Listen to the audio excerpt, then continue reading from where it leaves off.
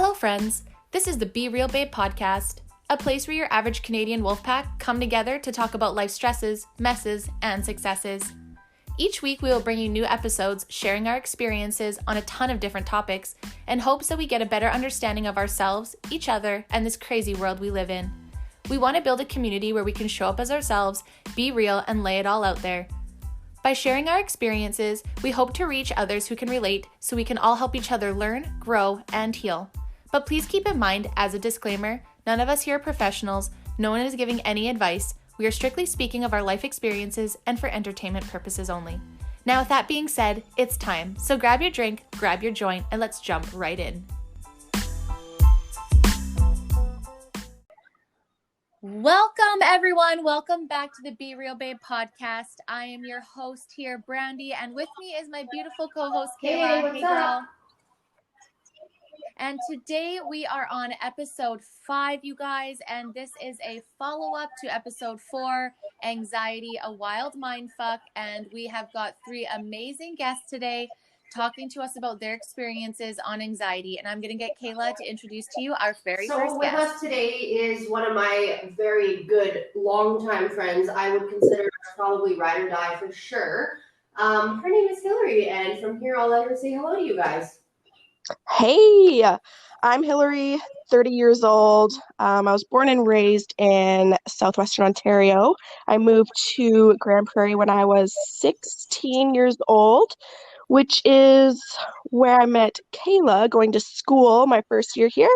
I own my own aesthetics business where I do lashes and soon other skincare services. I have been competing in Olympic weightlifting for about 6 years. Being involved in the fitness industry, I guess, is kind of what brought Brandy and I together via social media, kind of girl crushing on each other for a few years. Yeah. Yes, totally. Yeah.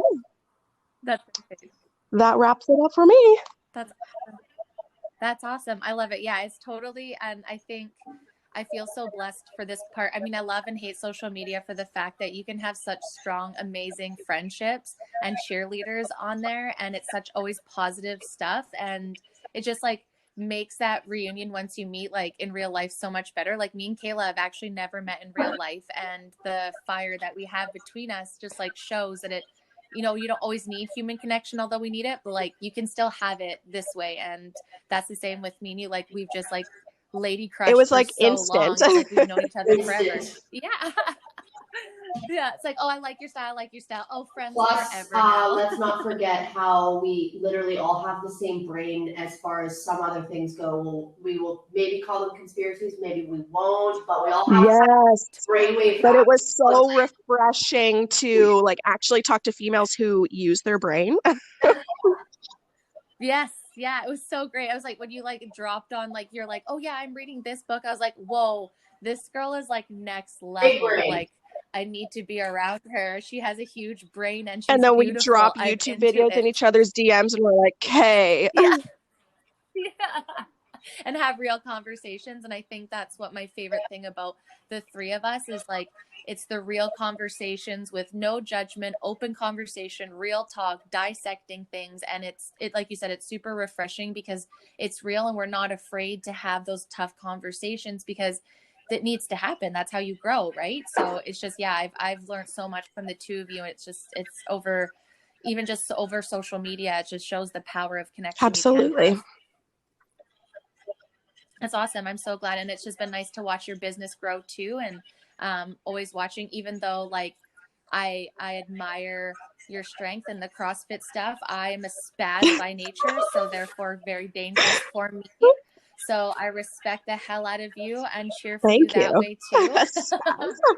Although I'll keep to my spin bike and to my delicate bodybuilding where I don't hurt anybody or myself.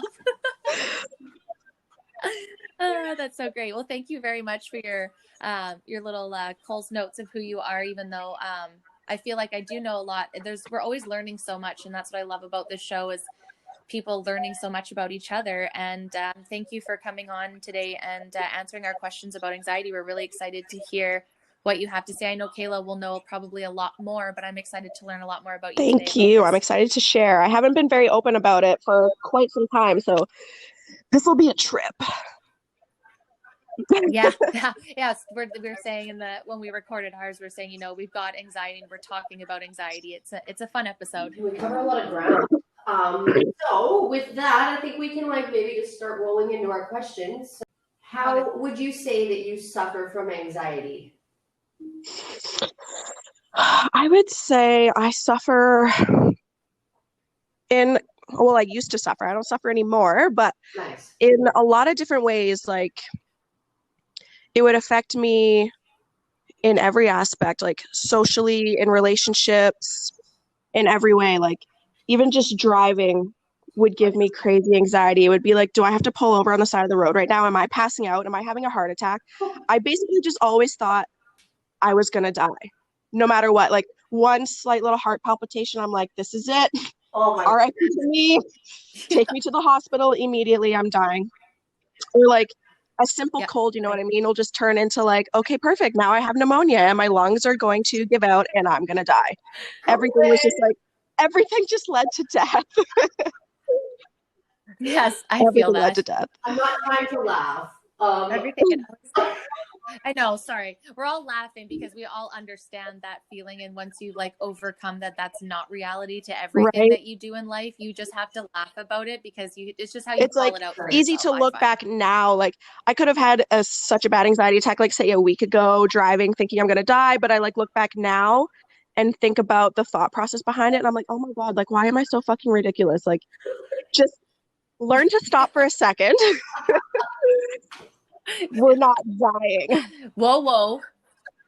Yeah, totally. Right. And it's so crazy when you're out of it, you see how you got to that point. And when you're in it, you can't see anything else but that Exactly. being Like the result. talking to other friends in the middle of anxiety, like having their own, I don't want to call them meltdowns, but like going into that spiral, you're just like, hey, like you're being crazy right now. But then, flip the coin. And when it's you, you're like, but this is the only logical explanation as to what I'm feeling. Yes. Understand me. Even though I don't understand someone else, me, please just understand. Fuck. Yeah, and it's and that's what me and Kayla say too. It's sometimes you just and we'll probably talk about that down later in the episode, but it's sometimes it's great to have those people that have that understanding. When you're on a spiral, they can smack you out of it, and then vice versa. They can kind of help you spiral off. It's those what are those spin things, and you just knock it right off its axis. Nope, exactly. Learning how to do that's been huge. Like how to just stop the thought process. Such a game changer. A blessing. I think of it as you guys were saying, the thing that you think about to pull you back. You guys are like the mountain climbing things, I mean, you two specifically, because I reach out to both of you in moments of panic or anxiety. So it's when you're climbing a mountain and you have those little picks that you dig in if you fucking get slippery ice spots or whatever, they just dig in and they hold you they lock you into your spot. That's what I think of you guys are my ice picks when it comes to my anxieties. And it's so nice to have that. It's instead of feeling like you're free falling down the cliff, you got your little we're grounded now. Grab in and you're good to go. Your tools. Yes. Yep, your tools. Your tools when all your other gear falls down, you've got your picks in there. I like that. That's I love that analogy. Thanks, Kate. I'm doing that. I'll be your fucking pick. It kind of makes you feel a little bit at the same time, we're a little girl gang. So it's don't fuck with me, don't fuck with my girls, what's up, yeah. And usually we're the ones fucking with ourselves. So it's like when we gotta step in, I'm gonna step why in. Do we do this? Yeah, exactly. Sometimes you just need that smack in your face. So yeah, we feel that. It's like that. I think when you hear ours too, it's kind of there's always that little guy on your shoulder that's your anxiety, that's always questioning little things, but it's not always the loudest, right? Sometimes you're louder, but sometimes when you're let's say going through a transition or life or in a hard place, I don't know for you, but I find that that voice gets louder and I forget my basic tools on, and then so it's everything else in my life is just makes me anxious because this one part of my life is overloading it and overloading my senses, and now everything is anxious in my life. What and is it's like, happening? what the fuck? So I think we'll like roll into the next one pretty good with what we were talking about. So you basically said, yeah, like you have it, you used to have it in every sense in the matter that it would be all the time, driving, going anywhere, like just everything gave you anxiety. So with that, how did that make you feel, or how does it make you feel? Now that, I have a little more control and I know how to stop these thoughts, it kind of makes me sad that I lived my life like that for so many years. Like, I let it reach a point where I was too afraid to leave my house. No, I get And that. I couldn't imagine living my life like that right now. So it makes me sad that that happened for so long. And I waited for so long to seek any kind of help to get past that. Like, I just thought that that was life. Totally. And I just thought it was normal, and it was not normal. But now, it makes me sad thinking about it. But now I'm also, what am I trying to say? Like, Great. proud and like really Proud? empowered that I can, even on days that the thoughts are back there, I'm like, no, bitch, we're getting up and we're fucking leaving the house and we're doing what we need to do today. No, bitch. I love it. Yeah, and you're just aware. You're aware to know that it's not forever.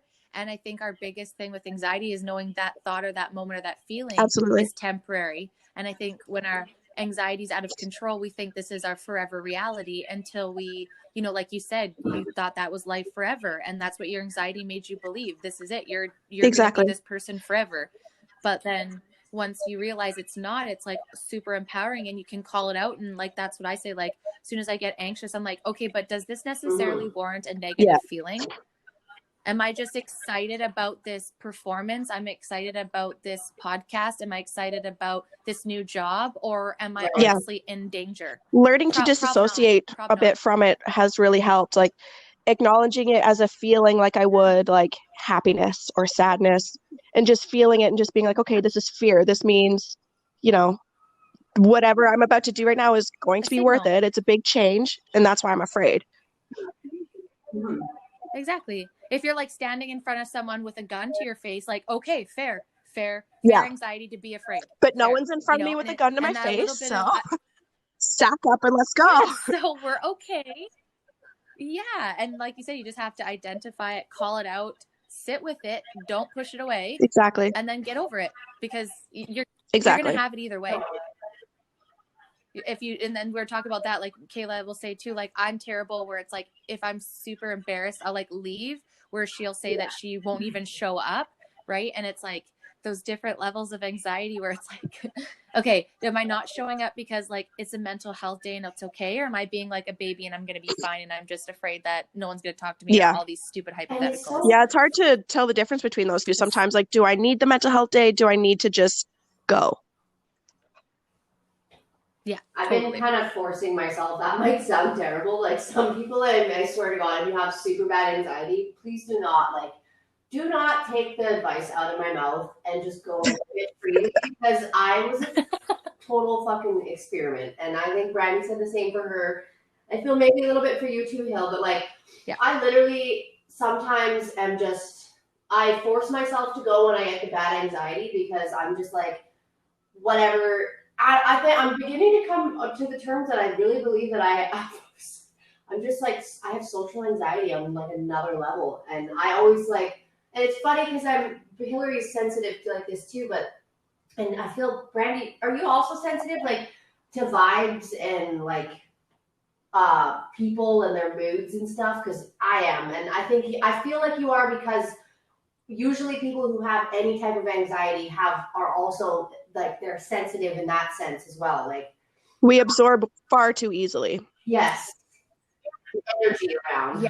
Yeah, I definitely do. I think because I do on a high scale, and because I'm old, I've had time to actually, because I learned how draining that could be. So from early on, I realized people pull a lot of energy from people like that, and myself specifically. And so I had to learn to kind of block my absorption of other people's emotions as much, because it literally, if you open that floodgate, and you guys can attest to that, it's just I'm learning what's mine and what's exhausting. other people's. And you can tell when it's yours, you feel it so much Exactly. deeper. But when it's someone else's, it feels so sudden and so Erratic, like superficial, you know? Like, so I'm like, okay, this isn't mine. Drop Yeah, this totally. here. We're not carrying it with us today. Yeah. Yes. Yeah, I not my love monkey, this. not my circus. This one I know the answer to this one, but I'm still going to ask it. Do you or have you ever suffered from panic attacks, Hillary? Oh, yeah. Cool. So many. I swear, like an entire year of my life was just an entire panic attack. Like, you know, going to my job, panic attack the entire time, going home to a relationship I was not happy in, panic attack the entire time, leaving the house to go to the grocery store, there's tons of people, panic attack the entire time. Like, that was a solid year of just panic. Wow. Ooh. And now that Get they'll that. come in waves, you know, it'll just be a quick, like, 3 second, like, holy fucking panic. And then I'm like, okay, sit for a second. Breathe. What's it coming from? Yeah, for sure. Whereas before you felt like there was like, I always feel like I will hyperventilate, and that's like, I've gotten to the point, I'm the same way with driving, especially in my car accidents. That's where I have my panic attacks, and I would hyperventilate. But I feel like lucky early on I had tools to stop myself. But I think that's how it leads to it. Like, that's the first set, and your body's like, oh God, okay, she's panicking. Yeah. We need to Full panic. panic Let's shut mode. down. Engage. And then you just like lose all senses. Yeah. And you're like, oh, great. Now I have to worry about this. And now my body's shutting down. And now I can't see. And now I can't hear. And now I can't Oh my think. God, when And I the don't know what hands my start to name is. tingle when you're hyperventilating, it's like, oh my God, this is it. This is a stroke. Yeah. Yeah. And you're like, oh, I must have taken some drugs or something in my coffee. Like, I'm am I on dead. a trip? I'm going to die. Yeah. And it blows my mind, because I did so many stupid things when I was like a teenager and 19, and I did so many drugs without thinking. No, I will not accept anything from a stranger. I'm like, I know you're just going to kill me with this. Bedroom. Yeah. Fuck out of here with that noise, boy. Like, that shit just jacks you right. I don't take pre-workout. I don't take anything anymore that increases my fucking sugar or caffeine in any way. Because that is a straight up anxiety attack waiting to happen. I'm proud of you. Oh, yeah. I love Monster and I can't. I had to outside of that, stop. yes. I literally had to stop. And even, this is going to sound funny too, but I have to say it, like, even when I would vape, it would get like the level of nicotine from vaping would give me like mild anxiety in my chest. Oh, sure. So I'm like, okay, I can't do anything. I can't take supplements anymore. Like, someone gave me fat burners a few years ago. I was like 20. So they gave me fat burners, and like, I swear to God, on the way to work, I thought I was having a heart attack. I'm like, okay, do I drive to work? Do I drive to the hospital? I'm not sure what to do here. So I'm like, okay, no more supplements for the rest of my life. Like, that's it. I'm done. Totally. I get that. I'm the same way with, like, I think it was Red Bull. It's like when I was 19, you're still allowed to have Red Bull in your drinks. And so we did that a lot. And I remember one night, I think I had one too many Red Bull and Jaeger, whatever the fuck they're called, Jaeger bombs. Are you not allowed to get Jaeger bombs anymore? My heart felt, they give it to you separately. Oh. Because they're not supposed to mix energy drinks with alcohol in liquor, in bars anymore. So they'll give it to you separately, but they won't drop shots like they used to. Yeah, because it's not great. As I'm slamming a Monster. No, but that's like literally the only caffeine I drink. No, but it's true. It's terrible. And then you're just like, and a lot of people won't identify that. They won't be like, oh, my anxiety's through the roof. And I don't think a lot of people think, I drank a pot of coffee today with a pound of sugar. You don't think about what you've ingested or what you haven't ingested when you're in those kind of, for me at least, for the spirally time, I'm just like so spastic. But I am better now when I'm like, the other day, I had it really bad the other day, Brandy, and freaking, I was just like out of control. The whole day I was out of control. And then we talked about it. I didn't eat. And so I was just like, and now I know when I don't eat, I know that that's what it is the second it happens, because I can feel it in my stomach. And I'm like, okay, I'm anxious because I haven't had any food to supplement my body and its movements today, and I'm gonna die.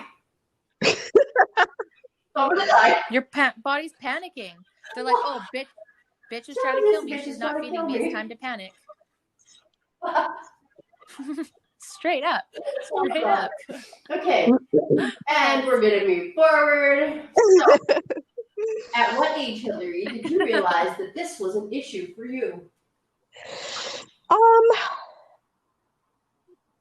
I would say probably 18, or not 18, probably 16 is when I actually started experiencing actual anxiety attacks. It was after we moved here, I didn't know anyone, starting a new school. Oh my God. That was the big trigger, and when I actually realized the panicky feelings. Because I don't recall any time before that that I would experience like full-on attacks like that. Well, okay, so just not to dredge up the past or in any form or whatever, but like I remember it happening a few times in high school, and it being to the degree that you wouldn't talk to anybody. It had to be either me or Chantel that would have to come and get you out of class and like get you to a point where you were like, okay, like your panic attacks used to be that bad, like frozen in fear, like just couldn't move. Too afraid to even ask to leave the room, but also like I can't be in the room, like I don't know what to do. So I'm like, okay, I'm just gonna text my friend, someone please help, SOS. Help me. Yeah, so like that happened a few times, and I remember that was like the first time I really even noticed like anxiety, like because when you said before, you don't really know what it is, you just think that that's what life is. And so when I witnessed that for you, I was like, wow, that this has happened to me before, but like sporadically. But I'm like, I know what this feeling is. And it was just like, that was a lot. We were so young for that shit to be so intense. And I remember in high school, like actually going to clinics, like looking for answers. And the doctors like don't fucking listen. Here, take some like, okay, we're going to send you for a psych eval. We're going to give you some sleeping pills. I'm like, I don't need motherfucking sleeping pills. Figure out what the problem is. That's what I'm here for. Yeah, no. Well, sleeping is like you're not gonna just like sleep and your thoughts when you're awake are gonna go away. It's not, like sure, I'm sure that disrupts your sleep too, but it's like you're during the day and how you're like receiving things and reacting to things and your body's physical response. Exactly. It's like, okay, so I'm having a panic attack in the middle of my, let's say, social 11 class. And, oh, yeah, doctor said, you're just going to take some sleeping pills. Okay, I'm going to go to sleep right in the middle of my class. Like, no. That's right. Happened. And I remember they prescribed me Ativan, and Ativan wouldn't even do anything, pop it under my tongue. And I'm like, oh, waiting for relief. And it never came. And I'm like, am I like broken? What's the problem here? Yeah. Ativan is powerful, is it not? I get that. And then, I mean, I guess. I don't know. Probably just depends on your receptors, and like if you've been buzzing like that for a while, maybe it's just such a strong pattern in your brain that it's like you need something heavier or something a bit different. And I think that's a really interesting thing that you said you got it when you're 16 and you moved. And I kind of wonder, this is just like strict curiosity, is that I wonder when as a human society do we start to get anxiety more when we realize how big the world is. So the move that you had made you realize how big the world actually was compared to my the small life town that you were living back yeah well, not to be like that, but I think that was like a first like wake up to being like, holy shit, like you're probably maybe excited or whatever, and then you got there and you're like, holy fuck, the world's a lot bigger, this is a whole new place. And at that age everything so seems much bigger, and just learning an entire new way of life, moving across the country, like so different. Yeah. And then you start driving and you got hormones. And I know. Oh yeah. So throw that in the mix. That was not great. Yeah. No. And then your body's responding nonstop, right? So it's just like we are not put in situations sometimes not knowing what this is, environmentally fucked up, hormonally getting played with here. Like that is a recipe. And then basically just being an experiment for whatever medication these clinic doctors decided to give me. It was just not a good concoction. No, and furthermore, I can't speak to this, but my guess is that they weren't really talking to you about like the mental side. It was more like, go try this medication. You're a teenager. It's hormones, instead of like, let's sit down and talk about it. Oh Was there yeah. lots of that? And it seemed like this doctor was like really just trying to palm me Okay, off. He was well like, that's yeah, okay, try this prescription. No, okay, try this prescription. Then he was like, well, I'm just going to send you for an evaluation. And I was like, okay, thanks. Nice talking to you. Yeah, that doesn't make you feel very safe in your journey to try and make yourself feel better. It makes you feel Absolutely. probably And more like crazy, you alienated know, than ever. there was no Yep. trying to explain that like we're not sending you for an evaluation because we think you're crazy. We just want to see what's going on inside here. It was just like evaluation, bye. And I'm like, oh my God, I'm insane. Yeah, not like, this is totally normal and we want to help you. So you have a unique situation. So we just need to have a little bit more of a complex understanding so we can diagnose you correctly. I think that would have made you feel safer to be like, oh wow, you're really taking this into consideration and you're trying different avenues and not just Absolutely. I blanket remember having a prescribing discussion something with to my me. mom after my evaluation because I didn't handle it very well. I actually thought that I was crazy. And I remember being at the mall with her and she was like, you know that a lot of people have mental illnesses, you know, like this guy walking by right here, he looks like a successful man, has his shit together, but deep down he could be, you know, freaking out the exact same way that you do when you're at school. And I was like, thank you. Like that is literally all that I needed to hear That somebody else from is going through someone. it. Yeah, exactly. Okay. And that's exactly the point of us doing this show, is for like those that are too afraid to talk about it. Look guys, it's fucking, all three of us suffer from this, and we're three of us are in different cities right Brought now. together. You know, like it's, yeah, brought together by this fuckery. But we can look at the positives now, and I think we can all attest that, yeah, this is shit, but you know what, it's made us better people because we're more empathetic, sympathetic, you know, understanding human beings. And I, for one, now that I'm over this shit and I can comfortably talk about it, I'm glad I had all that, so I have a better understanding of others, so I can be there. Yeah. So Yeah, that's it's kind of how I fucked try to up. look at it now. It takes a bit too to get to that point, like where you're like, this needed to happen so that I could learn from it or whatever, and then, you know, move forward in different ways and maybe potentially help other people or change people's lives in that aspect. Because it's like, if we're not talking about it, no one's like bringing it up, then no one thinks about it, you know, because like Hillary said, if you don't know really, or you haven't talked about it, or you haven't experienced with this with your friends or whatever, then you just think it's normal life. But coming out and having the conversation is just like, let's Totally. unpack it. Like, why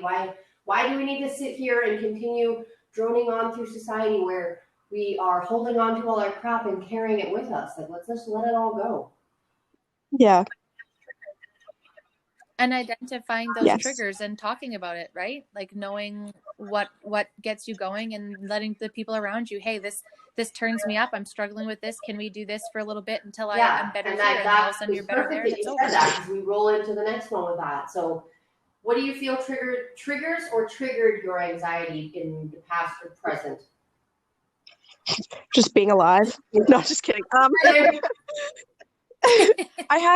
I think I have such weird triggers. You might think they're weird, but we might not. Right? Like driving. I know that's not a weird one in general because I've been in a few car accidents, so I'm like so hyper aware of what's going on around me. But while I'm driving, this happens mostly in the winter, but like if the smell of exhaust comes in my car, I'm like, I'm suffocating to death.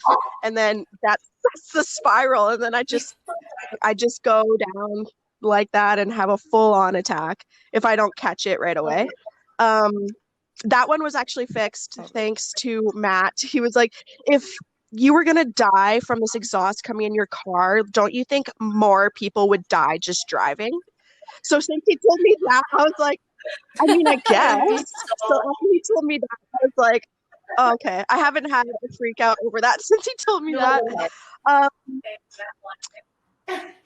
Yeah, thanks for the logic bomb. What else triggers? Yeah.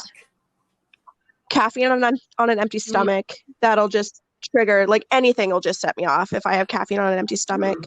Um, Like, I have to ask this question because you're in the fitness industry too. Kayla, you can weigh out on this, but like, whatever, we have our opinions about dry scooping, but like that makes me want to throw up and makes my anxiety at an all-time high. I do not know how people take a full scoop of pre-workout on an empty stomach with no water and let it sit there. I literally would be I mean, I crawling. feel I'd like crawl out people my that do fucking that skin. eventually become serial killers. So, like, how do you people live? You I just dry agree. scoop it and then go into the gym and be a functioning human? How? I don't know. I feel like I did it one time and I've never done it again. And now my stomach The curdles every last time time I I see had someone do it. pre-workout, I got through my barbell warm up and I set it down and just lay down on the ground and I was like, I can't even be here. Like, I can't even get through my movement. I need to just go home. So I packed up my shit and I left. I was like, I just can't. I have to go. So I just had to talk about that because I just like, as a person that has anxiety based off same thing, I don't drink coffee and I do have like half a scoop of pre-workout. I'll split it between both workouts and like I do have like a little bit of Monster here and there, but not crazy. But if I took a shot of caffeine like that to my gut on an empty stomach before the gym, I I just would can't. be I can't. barfing the Well, whole like I said time. before, I can't really take So supplements. So like pre-workouts off the table. There's that stim-free like pump stuff that people take. I'll take like the tiniest little bit of that, even though yeah, I know it's stim-free. I'm like, but what if it stimulates me for some reason? Like, what if I'm the 1% of people that just like feels this? Like, I can't. I totally get that. I totally Other get that. triggers. Crowds are a huge trigger. Can be a huge trigger. Other times I'm fine. And then other times if like people are too close, I feel like I'm suffocating. I kind of suspect actually in the last year that maybe I have like a little bit of claustrophobia. Like maybe that's why I start to freak out in the car or freak out in crowds, like just small spaces, not feeling like I can escape. Yep. If I can see a clear escape, I'm fine. But if I can't, not fine. Yeah, I don't like breathing Yes. like used Yeah, air is what I call airplane. it. If that's happening, like I'm better in a space. Yeah, like if you're sleeping with someone and they're like face to face to you, I like have I to like do lift too. my I'm like, head above the air their is head or warm, it's below. not air. I need If fresh the air's air not in my cold, it's lungs not all good. the fucking time. Like I could no, it's just gross. So like in a box, I'd probably be fine in a box Yes. if I had a breathe Yeah. hole. I wouldn't be okay. I I'm not a had an psychopath. air hole, I'm just just saying, put like, me some air holes. I'll be good to go. I could handle it. Just give me fresh air and I'm Exactly, fine. exactly. Suffocating would give me fresh air. Yeah, I So feel like those might totally be get my that. only triggers. Like later on today, I'll probably think of like Yeah, that's 70 fair. more, but those are like my main ones.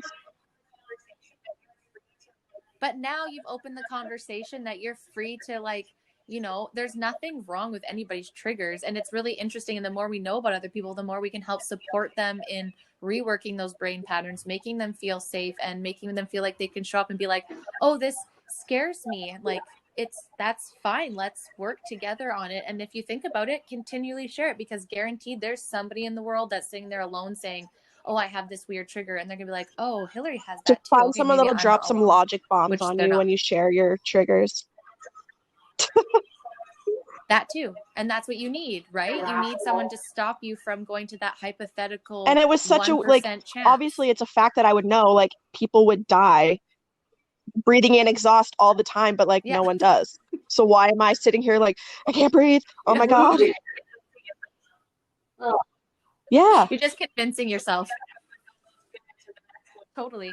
So I think that probably goes good into the next one of maybe I'll ask it is how does this affect your life when you have when your triggers go off? This was a hard one to answer because like how does it affect my life?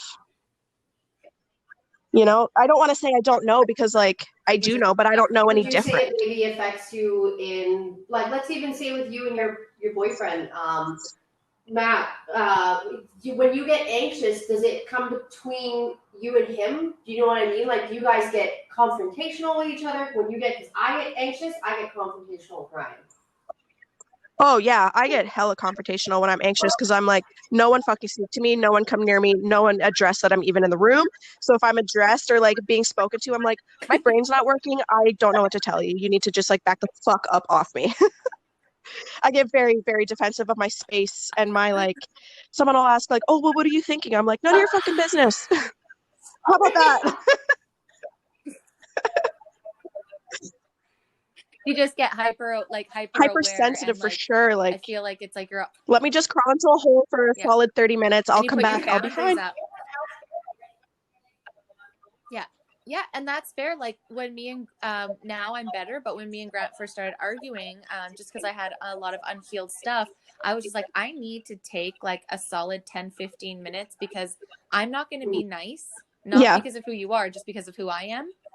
And so I need to take a minute to cool down so I can show up as a nice, respectable adult because I know how to fight to win, not yes, to like have I an relate adult to that so conversation. much. So If until we I have learn, like heated discussions, I feel because my yeah, brain just runs like a million miles an hour, like so much faster than someone who doesn't have anxiety. So I have to step away from heated conversations or arguments and be like, I don't want to hurt yeah, your feelings. I don't want to say things I don't mean. So I need to remove myself for I don't know how long, but like we can 100%, come back to this topic when I'm like not running at 100. totally. Yeah, and sometimes I'll even be like, let's talk about this over text just for me so that I can like look and see what I'm saying and making sure what I'm saying is coming from a place like of actually where I mean and not my like survivor fight or flight anxious moment because I know in that spot that Brandy is just trying to survive and to win and to whatever, not coming from a place where like Mm-hmm. when I drop back down from that high and I think about what I've said and done, I'm like, well, that's not really how I meant to portray it. And now it was Absolutely. just more harmful than helpful. And that's not what I mean at all. So I've had to be like, if I need a few minutes, it's only going to be constructive for us. And it's just learning to communicate that. And then now it's fine. Now it's like, I don't have that. I can just be like, oh, hey, this is where I'm at. This is how I feel. Okay, say Yeah. this because that's not what, you know what I mean? It's like working that Learning down to like time and address how time you're again. actually feeling was huge. I would either like get Yeah, super mean or just shut down to avoid being mean. Mm. So it's like, Mm-hmm. yeah, yeah, I would just go completely silent. And like, yep, there's been times it would replay in my brain. I've said some things that like have really, really hurt people, and I know that they're still hurt because of things that I've said in the heat of the moment. And I'm yep, like, fair. I'm not going to speak right now because I don't want to relive that. I don't want to see the hurt on the person's face. I don't want to feel that shit feeling in my gut, knowing that I like went for the throat. You Yeah. know what I mean? It's Like, not about that anymore. We're more in the aspect Totally. of like being right with ourselves and other people, and we've lived a long enough time where we've reacted that way, and now we don't want to react that way because we don't like the circumstances after. So it's like you reap what you sow. So you really yeah, now we're just really we're growing up is what it is. We're growing up. yeah. And it can be challenging. Yeah, I'm dating someone who is, he very much wants to fix things right now and talk about things right now. And I'm like, honestly, it's probably just best that I take like a solid Yeah. 30, step away and come back. Yeah, Yeah. yep, and that's fair. And that's the whole thing about relationships, right? Is the communication to the working together Yeah. to respect each other's growth, right? And I think there's a skewed time where we all believed that everyone needed to grow strictly together and how each other believes they should. No, you're individuals still growing together, and you have to respect each other's space and different levels of where you're at in your growth and Hmm. journeys, like together and separately. And I think that's super important, especially when you are working through your mental, illnesses and your struggles, is like really identifying those things so that you're not Yeah, hurting your spouse in the meantime, um, subconsciously while exactly. you're trying to heal, right? So having that being like, I'm sorry, I know that you want that, but right now, like, I think it's best for us. Like, I will work to get to that one day, but right now, let's do it at 30, and maybe in like Yeah. 6 months we'll Yeah. talk about 20 We'll get minutes that or time down slowly over time. No, and I think yeah, that's super important too. Like together, when what together. you guys just said there is how we've gone in fight or flight mode or survival mode for the better part of most of our lives, and now it's learning how to come out of that state with another person, because you add another person into the mix now it's not just you and your thoughts. You are also got this other person and their thoughts, which can, that can create its own anxiety. But I used to be the exact same. Like I would get so mean and confrontational. And then finally I actually seen it in Ryan's face once or twice where I said something and it was just like so uncalled for that it was like, I'm like, I can't. You're immediately like, oh, like I've just seen it kill his spirit. And I'm like, okay, that's bullshit. Yeah. You gotta check yourself before you read it. Yeah. But yeah, so then do you have any times or moments in your life that were anxious that you will always hold on to or like never forget? Oh yeah. There was a time in Yes. What? Kayla said no. Sorry.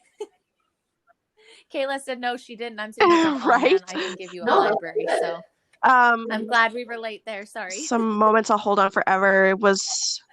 I think it was 2015. That was like, I let it get so out of control and control every aspect of my life. Like I was not happy in anything, like my job, my relationship, my friendships even were toxic. And it was just, the lowest of the low. And I remember it pushed me into a depression, like a very, very deep depression. And the night that I went to sleep and wish that I wouldn't wake up so that I wouldn't have to feel what I'm feeling anymore will stay with me forever. Yeah. That was when I was like, the next morning I was like, I never want to have that thought again. I will never, ever let myself reach this point. Like if I ever feel like I'm going down this rabbit hole again, like I promised myself I will reach out to whoever I need to, whether that be, my therapist, my best friend, my boyfriend now, who is very understanding of, my anxiety and where it can lead me. But that is so clear in my brain, that thought, and then just going to sleep and being like, I hope this is it. Like, I get chills just like thinking about it. I'm like, I can't believe that was my brain that went there. It's sad to hear that. And and it's also slightly relatable, which is sad, but that's kind of how about you, Brandy? Like, have you had moments like that? Definitely had some moments, probably I'd say where you felt like, I don't know if you guys related, but you're just lost and you just couldn't find any answers and you just felt like almost like you're a burden, or anything was a burden, and even talking about it was a burden. Yeah. But I think, unfortunately for me, I lost really close friends when I was like 20, and watching the turmoil that it did to everyone else. It was just like, I don't know, just was really easy for me to hold on to those in those deep, deep moments. So like I can relate in the sense where I've got to that, but I don't know. I think my people pleaser always takes over, and it's just like, do you know what I mean? I hate to say that in a bad way. I've definitely been in those moments. But in those moments, then I had always thought about the people that got ripped away from us. And then I was just like, it put me in a different headspace, which I'm equally I just remember feeling like I was so tired of being afraid. Like I was afraid to leave even just my bedroom. Like going out to the kitchen was like a chore. I was so tired. I'm like, can I live like this? Like, I don't think that I can. Would I have done anything to actually do something? You know what I mean? No, because anxiety means I'm afraid of dying. Fair. So to actually I was just so tired, and I never want to reach that point again in my life. Yeah. My brother is very similar to that, Hillary, for sure. He's everything, like everything he said, it just, I think for him, it just is heavier. Like situations are heavy, but like you said, that emotional empath, it's just like you physically feel it.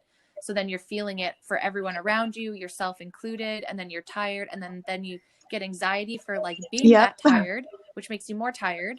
And then you're stressing about everything. And then you're stressed about being depressed, and you're depressed about being stressed. And it's a fucking vicious cycle. And I think I can relate in getting into a vicious cycle just in a different way with like anxiety and drugs, in that sense, where you just like feel guilty about being on drugs and take more drugs because you don't want to feel guilty anymore. And it's just like this spiral that you can't get yourself out. And like you said, you just had that moment where like, okay, I'm done with my own shit. Yep. That was the next morning. I was like, I need therapy. Good for you, man. Like, I'm so glad, like, I'm so sorry you had that moment, but I'm so glad that you had that moment of strength where you're just like, it's fucking on me and I'm going to do it, because now you're here and you're strong enough to share your story, and someone's going to hear that and be like, thank you for fucking sharing that, because that's what I feel right now. And that's what I needed to hear, that it does get better. And it's on me to pull my fucking self out sometimes. Have your people, Absolutely. but it's on me It to does ask get for better help. as long as you want it to. So, is this something you face alone, or do you have people in your life that can support you through your anxiety or anxious moments? There was a period of time where I felt like I had to face it alone, but now I absolutely do not feel alone at all. Like, I have you guys, I have Matt, I have family, like I have so many people actually that support and help when I need. And I wish I had that back, when I was younger and thought that I was crazy and thought that this is just how life was. But now we're good. It's smooth sailing with people. No, and that's funny. I think I want to kind of ask this just because I feel like for me, since we've talked about it a lot, me and Brandy especially, uh, one thing that I am noticing is like, I thought I didn't have a lot of support when I wanted, when I needed it, but actually it was there. I just didn't know how to accept it and use it. Yeah, that's true too. Or ask for Yeah, it. or Yeah, ask for it. I It's did. like you feel so scared. A girlfriend that I had back like in the worst time, I asked her, I went to her for help, and she was a very analytical person. She just saw it as like, you're broken and I need to fix you. And that's not helpful. No. To tell someone to their face, like, you're broken and I just want to fix you. It's like, what? Oh, fuck you. Like, no, you're out. Well, it makes you feel more like a robot instead of a human being. Exactly. And feelings are the most human being thing you can have. So if anything, it's not like, and I think that is what spun the narrative that mental illness is bad, and where we developed that these things are bad. They're, generally they're not. They're signals. They're responses in your body. They are emotions. They are cues. And if you view it as bad, then you're going to live in a bad space. But if you view it for what they are, and can identify them and work with them to make your life easier, I think if anything, it's kind of like a superpower in a weird way. Exactly. I find the most anxious times in my life are when I need to make some big changes and I'm fighting them. Exactly. Right? Because you're afraid of the new, and that's fair, right? Yeah, Because we don't know. And then there's the fear of the don't know, and then it spurs even more. And then once you get through it, you're like, oh, this is the greatest fucking thing ever. Like, when I moved to Kelowna, I was like, I knew it was going to be a good thing, but I was terrified. And for the first 3 or 4 months, it was terrifying and horrible, and I hated it. And now I'm so happy. But it's like, and I think that's what stops us from opportunities, because we know we have to go through that. And sometimes we're just too scared to, even though we know it's for the better. Yeah. Exactly. And you just have to work through them, and like you said, call yourself out on it and stop yourself from spiraling, and then use that as fuel to be like, okay, this is obviously something I really care about. Let's lean the fuck in, like with like competing and all that stuff. When you get that anxiety, you know that it's going to be there anyways. So you might as well use that as fuel to push through your competitions, to push yourself to the next level, because your vibes are so fucking high. Yes. Instead of like using that to pull you down deeper, and like then you don't perform properly, which I'm sure you've experienced both in your in your fitness career. Playing with anxiety on that scale. Yeah, using it as a tool is kind of a fun experiment. It is. It totally is. And if you can look at it like that, I think it's more empowering than like daunting. Yeah, learning to use it instead of running from it or trying to hide from it it's amazing. It finds you. It does find you, and sometimes it finds you like when it's 100 times worse. Yeah, exactly. So then you're just like, if you could, it's just like when we talk about balanced eating in your diet, like if you avoid the chocolate and the chips for so long, and then you binge it, then you go hard, and your chances are of knocking yourself off that train a lot more. But if you just, deal with it a little bit, and you have that balance in your life, your body's not going to freak the fuck out when you binge on it. Yeah, Exactly. Kind of same idea. Exactly. Which kind of leads us flipping into the other part of the interview, which we kind of set up. So we like to hear, as much as we don't want to hear your struggles, it's really important for us to show everyone, you know, how serious and how hard it can pull people in. But then it's equally important that we show people how you succeed. Mm-hmm. Right. So, sorry, Kayla, I just took No, that away. no, go with it. Go with it. Let's Well, roll. let's flip into, since we're talking about, you know, using fuel instead of using it as, you know, let's say an extinguisher of your life. What do you and have you used for anxiety to help you with all this? So when I was younger, I did experiment with those medications that the doctor would give, and they did shit. They suck. What I use now, I use CBD and therapy. Yeah, you do.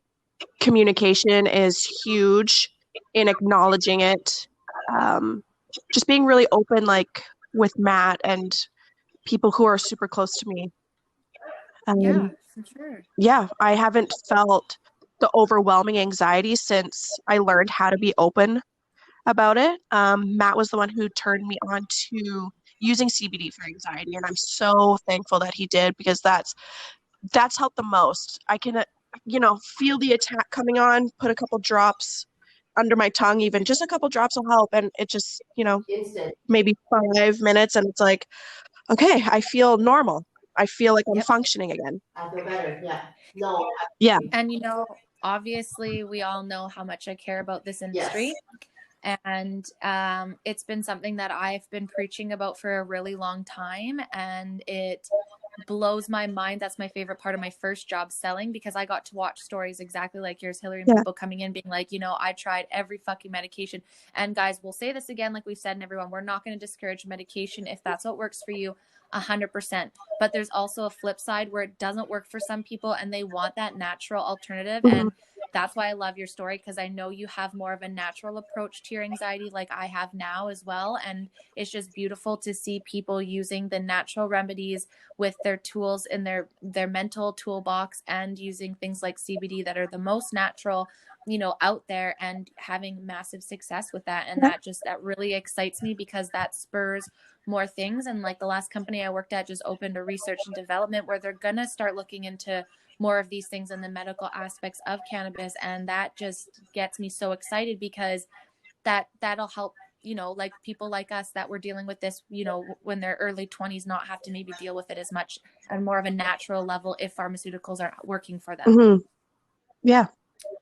And I love that.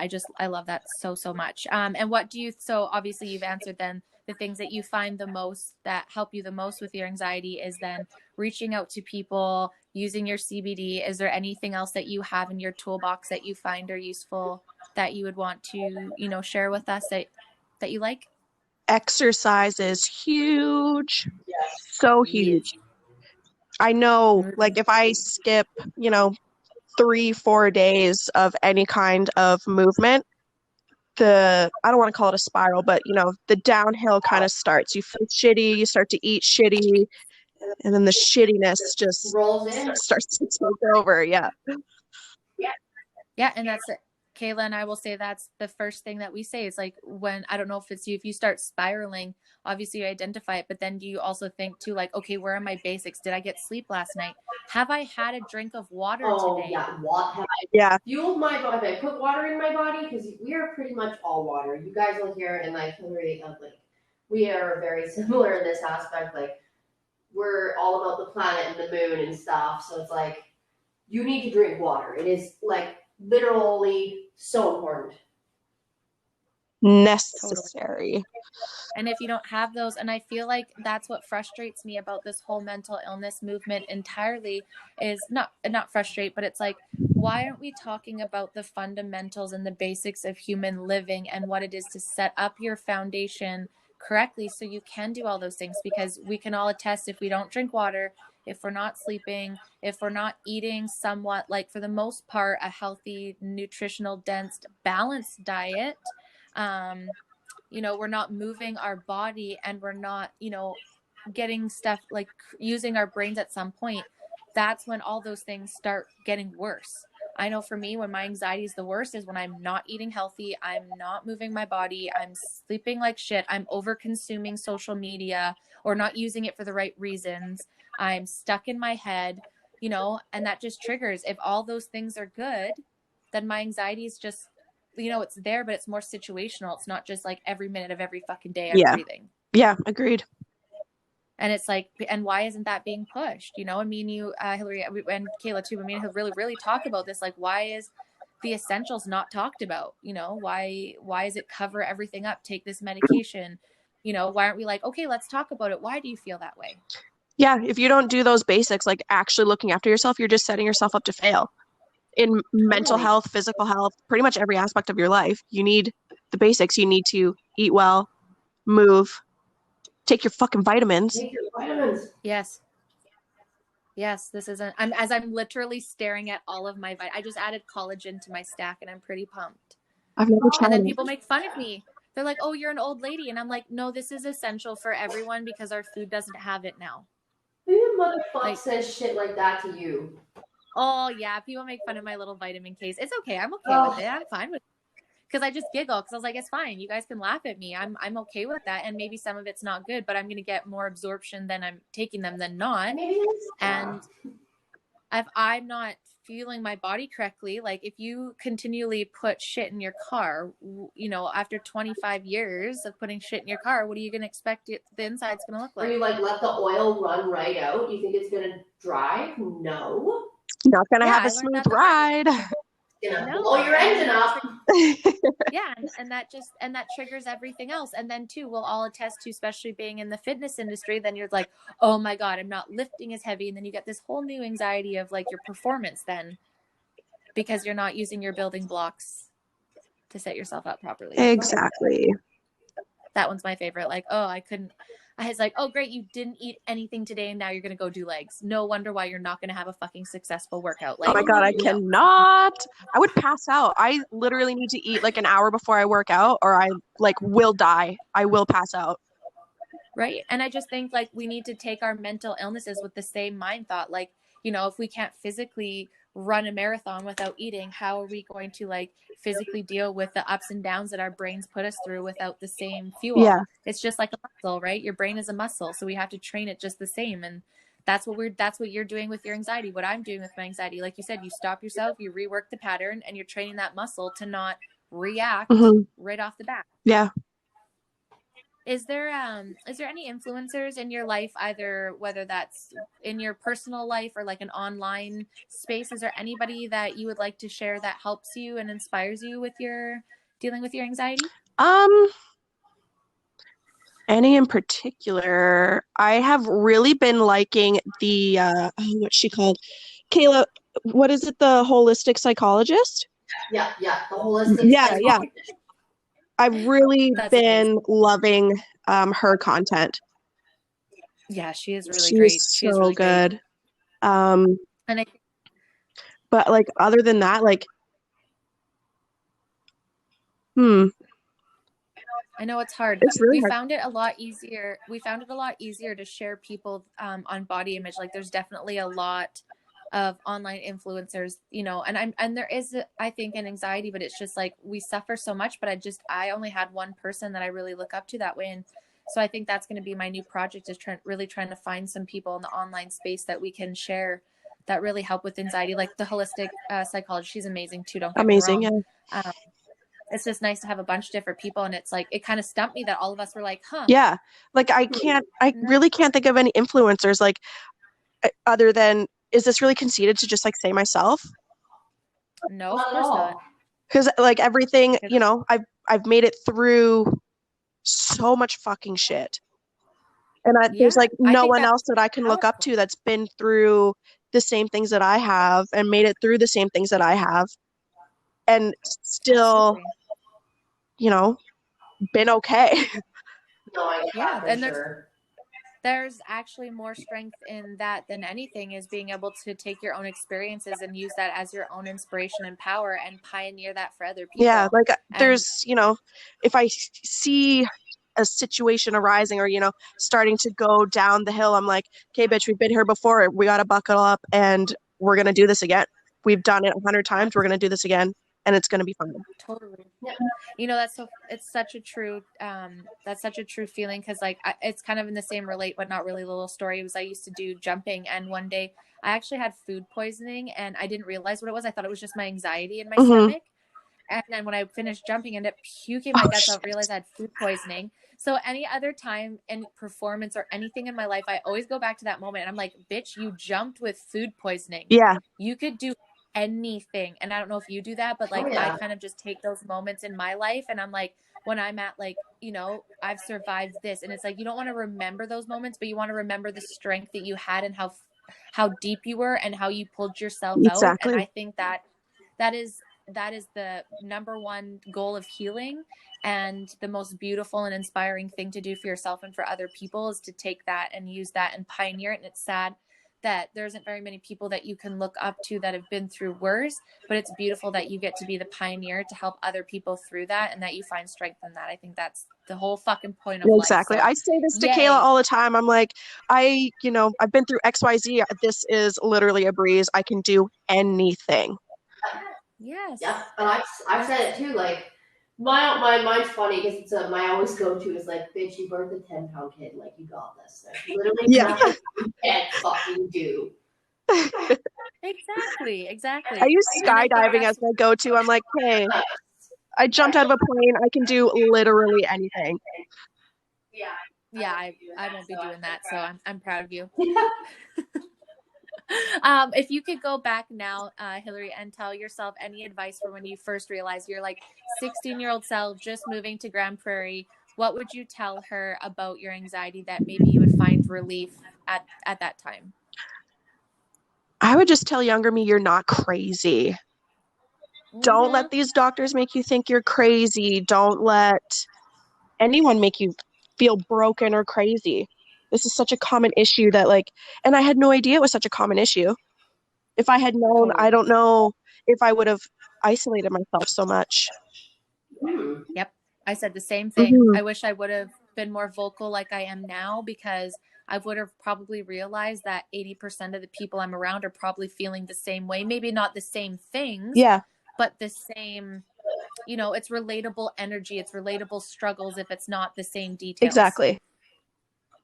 Totally. I love that. And that's why I think for us, it's kind of hard because this is obviously an explicit podcast where we swear, but hopefully even people going into their early 20s can hear this now and not feel so alone about it and not feel crazy. And, okay, some of you out there are fucking crazy. I'm just going to say it. I'm sorry. We all do. But there is the ones that you're stuck in your head. You're generally if you're a good person, your anxiety doesn't make you crazy or bad. You just need to learn to work with it. And you just have to keep fighting until you find your way. Exactly. Also would have told younger me to get into therapy a lot sooner. Yeah, don't be so proud. Right? Yeah. That really held me back. Or think that it's a weakness, but also let's hold some of our higher ups in the government and the healthcare space here. Like, where's the help?